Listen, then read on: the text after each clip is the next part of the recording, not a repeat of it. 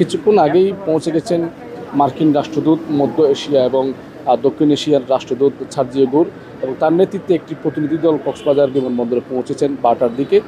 সেখান থেকে সোজা তিনি চলে গেছেন কক্সবাজার যে রোহিঙ্গা ক্যাম্প রয়েছে সেই রোহিঙ্গা ক্যাম্পে। সেখানে রোহিঙ্গা ক্যাম্পের 4 নং ক্যাম্প এবং 6 নং ক্যাম্পে তারা পরিদর্শন করবেন এবং সেখান থেকে তারা ত্রিফল আরসিতে মিটিং করবেন বলে আমরা ইতিমধ্যে জানতে পেরেছি এবং সেখান থেকে সন্ধ্যার দিকে তারা আবারও ঢাকায় ফিরে যাবেন বলে সেরকম আমরা খবর পেয়েছি। আপনারা জানেন রোহিঙ্গা ক্যাম্পে দীর্ঘ বছর ধরে তারা নন ইনভার্টার এসির দামে ঘরে আনুন বিদ্যুৎ সাশ্রয়ী ইনভার্টার এসি। এখন 1.5 ton my one inverter AC মাত্র 48,900 টাকা পাওয়া যাচ্ছে মিনিস্টার শোরুমে। সেখানে বসবাস করছেন মায়ানমার থেকে আগত রোহিঙ্গারা।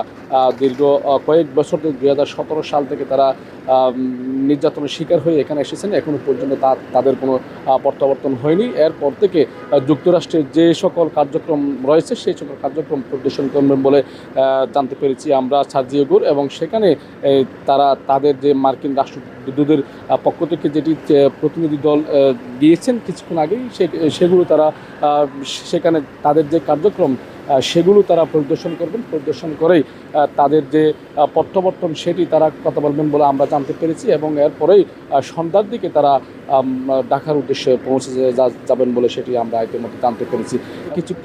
কিছুদিন আগে আমরা যেটি জানতে পেরেছি যে রোহিঙ্গাদের 3 লাখ মায়ানমারের সরকার যেটি ঘোষণা দিয়েছেন 3 লাখ রোহিঙ্গা তারা প্রত্যাবর্তন করবেন এবং সেটিরও তারা বিরোধিতা করছেন রোহিঙ্গারা।